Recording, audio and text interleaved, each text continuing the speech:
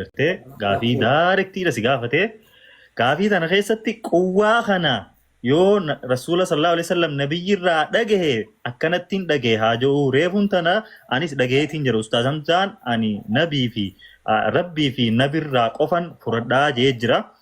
Nabirraa yoo nifi dhagaheesse nabii yoo kan fi quwwaa kana kafassaru ta'e nabii fassaree jettee akkana yookiin immoo ifirraa hin fidee quwwaa anaatu fassaree kaja'u yoo ta'ellee akkana hanuun jedhu saniifuu akkanaa jee waan kana kanurraa fixuu danda'ulleen ammaan tana ustaaz Hamzaa fi ustaaz Hamzaa qofa saniifuu deebisaa quwwaa kana nuu kanniiti kara gaafii ta'etti achi dabar jazaakumullah.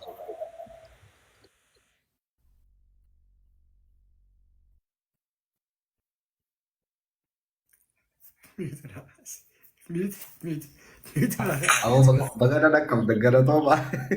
Aku bateri fitin bagara nakam. Okay. Dakika shanan khiyat tiga egal ini farada. Tanaboda tinde chanu be khatun tarabodat. Anin Rabbi fi nabi ko farraim furadete nabi nakasi fassare jirahi. Nabi alaihi salatu wassalam dura Qur'ana fassare jira. Qur'an ma hu fassare jira nabi alaihi salatu wassalam. Nabi silahan Qur'ana fassaru taate namni biraa tokko wanni gartee dilli qushashaa amma tafsiira jaanii mana duuba kasi guuttatanii ta'anii sanii jiru silaa kana nabiin fassaru taate. Tilka ayatul kitaabil mubiin jee rabbiin. Ayanni Qur'aana kanaa kun hundi isii ifaa laa taxtaaju ila tafsiir. Tafsiiratti hin haajamtu. Rabbii waan namaaf hin galle nabi Muhammad irratti hin buusa. Wanni takkittiin nuti Qur'aana qara'uudhaaf beekuu qabnu afaan Qur'aanitti bu'eessane. Afaan Qur'aanitti bu'ee abbaan fedhe karaa fedhe irraa baratee dhufuu danda'a. Walaakin ammoo nabiin alayhi salaatu wassalaam tafsiira barreessee Qur'aana lafa kaayee kuni tafsiira Muhammad ibn Abdillahi sallallahu alayhi wasallam je'ee ni jira. Never hin jiru.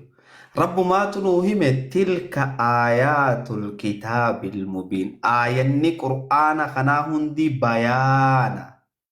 Wanni namarraa dhufataa takkan jirtu yoo warra sammuun isaanii cufamte taate malee.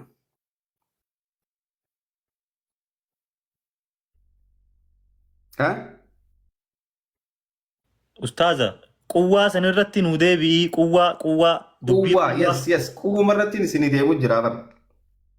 Quwwaa jecha ja'amu kana eeysaa argattee je ayanni Qur'aanaa ifiif wal fassara jara kee. Tafsiirri ayata Qur'aanaa ifiifi wal hiika. Amma fakkeenyaaf waa hunda amaree fulaal ija hoggaa jennu ija tana maalitti hiinaan je siigalee ijji wanni isiin itti hiikamtu argaa dandeeytii rabbiiti.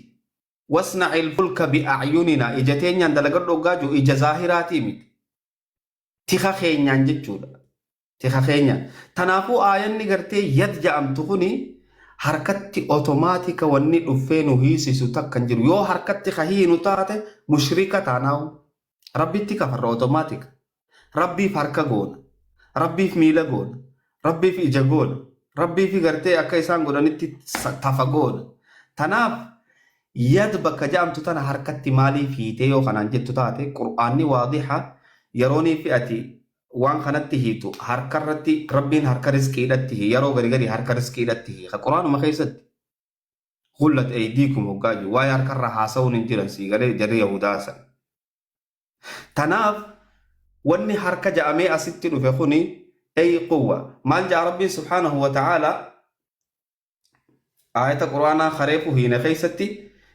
إن مثل عيسى عند الله كمثل آدم فكي نبي الله عيسى دا ربي برد أكا فكي آدمي جا ربين آدم ما هو أكا غرتي دنديتي إساتين أومي كن فيكون أومي آية قرآن سورة عمران آية سغل شنتمي سيلا فابنجو دنديسا آية قرآن ونيني ناسا وجرو أكم قد أومي خلق الله آدم ربين أومي لال كمثل آدم خلقه نؤمي أي آدم هونتن دمير آدم الدبي من تراب بيرا ثم إيجاسين جن قال له كن فيكون تهني تاتا ما هركة إيستي في دم بكتنت harka hoggaa ji'u waanin dandeettiiti yaan godhe jechuudha.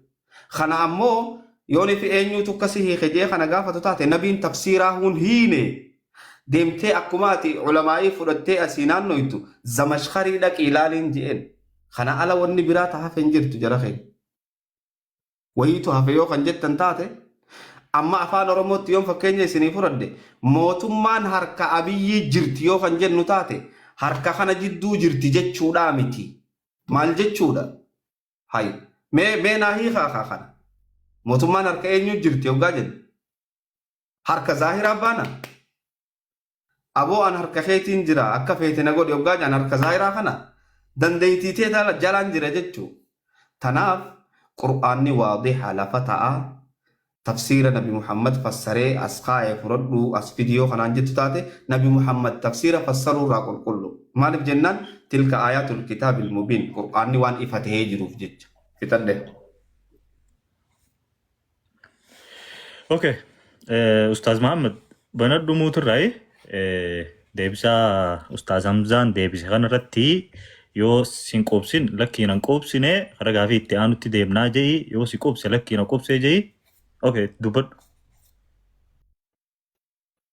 Wallaahi wabillahi deebuu dhiisi ilaa yoo malqiyaamaatitti illee deebuuf hin teessu yoo halkan kana guutuu itti bullalle maaliif yoo kajettan taatan Hamzaan ajandaa waa rabbi sodaadha ajandarraa beebo isa tolkut ijattu kut ajandarra an gaafuma takkittii tana qof gaafii takkittii tana quraanni waadihaa jedhe nabi muhammadin rabbiin dubbate waadihaa jechuun kun horaan tafsiirummaan Hamzaan jedhu kun isaa hin galle mee fakkeenyaaf obbo Abdoo Show fakkeenyaaf atamma afaan Oromoo afaan Arabaadhaa kana hin beektaate hiikarraan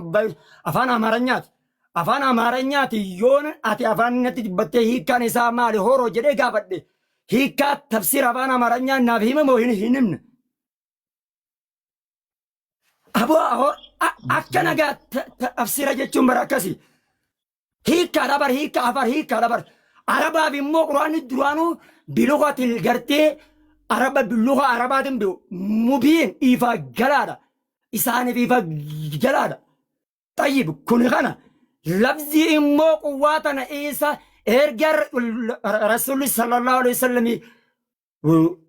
quraanni ifa galaadha nabiin quraana fassaree qajeelu taate nabiin maaluma godhaa fassaraa gaafuma quraanni afaan isaaniitiin bu'e afaan biluqatil arabil mubiin tilka aayaatun jechuun inni ragaa be oomanaan ragaa isarratti itti dhiyeessu afaan arabiitiin buufame waadiyaa kun ayyib akkamitti Rasulli maalirraa tafsiira barbaadan tafsiiru Rasulli jee maaliif gaafata osoo silaa luqa afaan Amaaraa ta'e rakkoon qabu hiikkaa isaa ni ibsa ture isinii bakka uummata keenya Hamzaan bakka uummata irratti tawashuusha godhee fakkeessurra as obboleeyyan kiyya bakka hiikkaa tafsiiraa kana obsa nama tadhaabsa ammoo quwwaatan abbaa naaf hin goone quwwaa irraa naafuudha.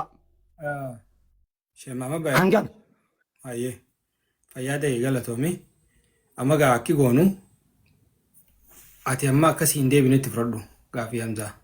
Wanni godhuu dandeenyu tabiraa hin jirtu. Laala sharxiin itti deebi'uudha bu'uudha quwwaatana eessaa fide Rasuula jee bakka tana maa himuu didiyaa. Unoo kanaa of bira laala. Kan bakkinan hin dhiifne bakka quwwaatana oo rabbi sodaadhaan ragaan naa kenna yookaan of biraan fuudhee haa jiru obboleessu quwwaa naaf hin finne bara. Mee namni maayikii banadhaa guutaa kan namni hundi maayikii banadhaa waliin haasawinaa guutaa kan maayikii banadhaa lakkii banadhu ustaaz. Ustaaz Zaamuutirra jira. Nuutirra jirta banadhu. Nama je'e naafidii jee zamashkarii je'een jeen tafsiira isaa keessatti tafsiira zamashkarii. Fudhatuu fi fudhatu dhabuun anarra hin jirtu. Maal jechuu eenyuu waan kana si dura jee zamashkarii jee zamashkarii jaalan dhufeetu jibbi kuni probleema kiyyaa miti. Ayyee Ustaaz Muhammad amma sii galee Ustaaz Muhammad amma dhageesse.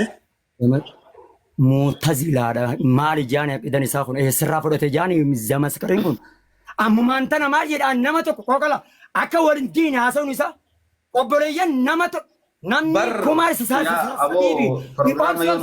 obsi haasawaa keetu wal dhiige abdo abdo shoo qabri kophetti galtan horo haasawaa